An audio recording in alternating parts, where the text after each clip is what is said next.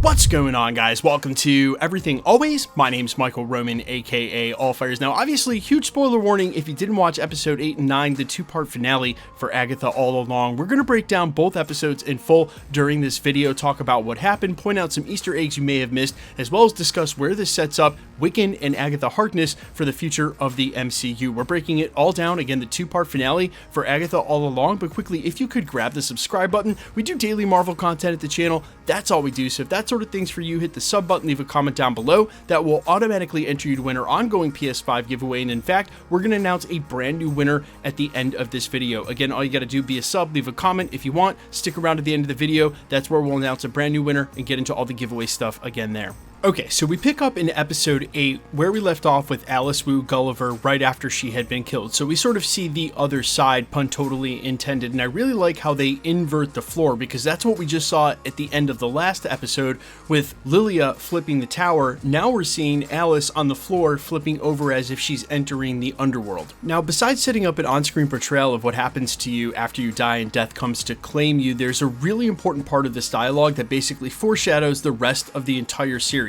When Alice basically just wishes for more time. We find out that that's what death granted Agatha Harkness when it was her son's time to die, basically in childbirth. And while we had all these wicked theories about Agatha sacrificing her own son to Mephisto for power, etc., it turns out it was simply his time. And death, being Agatha's lover, says, I can't let him live, but I can give you some more time. Now, while we'll get more into that when we get to those scenes at the beginning of the last episode, that's what death is talking about when she refers to giving Agatha more than anybody in history, and Agatha shoots back, you call that giving? All you did was take. She's saying, I gave you more time with your son. I haven't done that for anybody else. And Agatha doesn't care because ultimately she took her son in the end. We're going to get to that. But the eventuality of this conversation leads Death to call Billy an abomination. That's because he didn't die. The balance wasn't served. Instead of dying and going with Death, he died and then was reincarnated. And now she wants to make that balance right by getting Billy. But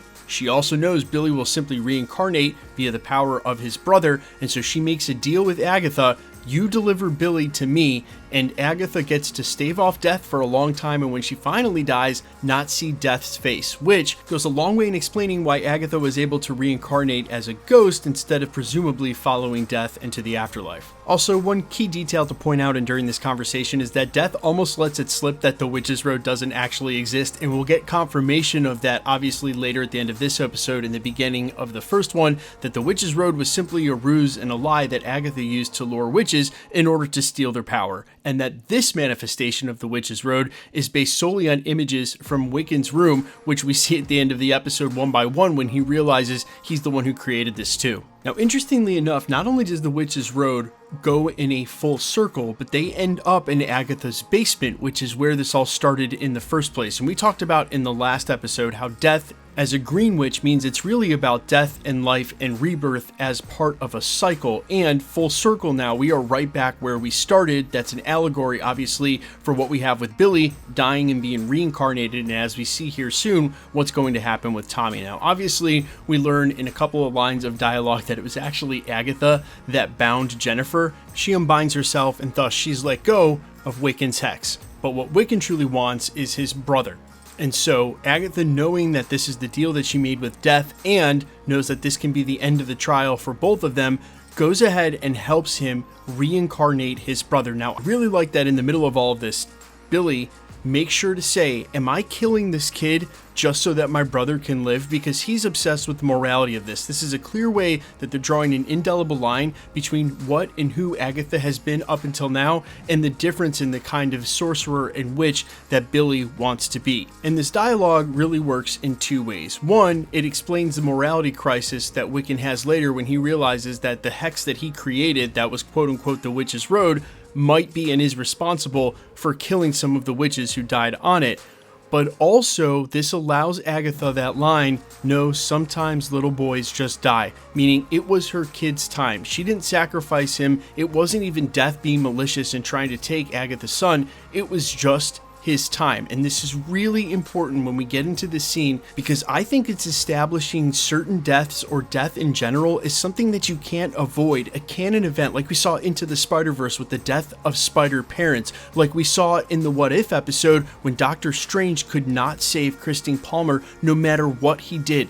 Death is something that needs to happen as part of the balance between life and death. That's why Death calls the reincarnation of Billy an abomination and wants to make it equal with taking his twin. That's what the tie to what Thanos was going to do in the comics that linked those two. That's the main purpose behind Galactus eating planets in the MCU. And I think what they're trying to say here ultimately with this is no matter what you do, you cannot avoid death. That's why Death says to her, I can give you time, but I can't give you life. And no matter what she did, she still was going to lose her son. The same way Doctor Strange in that What If episode was still going to lose Christine Palmer, the same way that Spider-Men usually lose their parents in canon events. It's one of those things, and they've said it twice during the series that I can remember, no matter what, death comes for us all. And to tie that back into the reveal of Wiccan's full form now that he's actually embraced his power and operating on Wiccan level, which is awesome, is that Agatha turns to him and says, this is feeble. We can't defeat death. We can't defeat her. She's a cosmic entity. We can't beat her with our powers combined,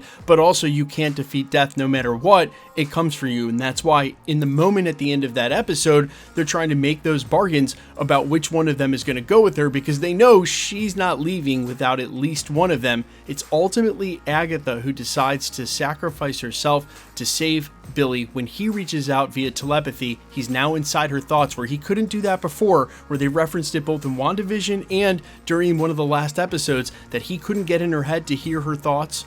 He now can get inside of her head, and she decides to sacrifice herself. Now, whether or not it was that moment or the deal she made with Death about not seeing her at the very end, she is able to come back as a ghost and haunts Billy, obviously the big boo at the end of the episode, as he's realizing he's the one who created the hex in the first place, seeing all the imagery around his bedroom. Now, I really liked the finale because we predicted this in yesterday's video that there wasn't going to be some big cameo from Wanda or Mephisto, but rather just set up these two characters for where they're going in the future of the MCU, and it truly did that. But they opened the episode with a flashback, and a poignant one at that, setting up what actually happened with Agatha and her son. We just explained that in this video, that it was simply his time, and if anything, she got more time with him than Death would have afforded anybody else. Still, that's what causes the lovers' quarrel. That's why Agatha ultimately hates Death, and why they're in this situation that they are right now. Now, ultimately, she shows up at Wiccan's house because she wants her brooch back, and he makes an attempt to try to banish her, but she's able to figure out how to finally use her hands. Anyway, she's able to figure out how to actually touch things in the real world by grabbing her brooch. She says that she's a quick study, and what this sets them up to do after he memorializes the rest of their coven is to go out and find Tommy in the MCU, and that is just another step forward to setting up the Young Avengers. Now, Agatha sticking around as a ghost in the MCU is kind of funny because, again, in the comics, she was a nanny to Franklin Richards, and they could still do that, but more likely the case, she gets to take on that role basically by Billy's side. Billy, is a young witch who doesn't have that much experience, but a tremendous amount of power. She's going to be invaluable in order to give him advice and or figure things out with him as he goes along the way. Basically a resource he could lean on, sort of like a nanny, and that'll play into the future of the Young Avengers after they go out and they find Billy and add him to the team alongside Kate Bishop, Mrs. Marvel, what I assume will be Hulkling, and of course Kid Nova if he's rolled into the team. But you guys let me know all your thoughts down below about this finale. If you liked this show as much as I did, I thought it was one of the better Disney Plus shows, right up there alongside Loki. Maybe not as great as X-Men 97, but that might have something to do with how much we love the IP. Either way, let me know all your thoughts down in the comments and specific little Easter eggs and details I might not have mentioned during this video, and let's announce a brand new winner for the PS5 giveaway. Okay, the winner of the PS5 giveaway for the Agatha finale is this comment here, Lucy Diamond 06, the best episode of AAA so far. I loved it. Excellent writing. It made me fall in love with Marvel again. Thank you so much for your support here at the channel.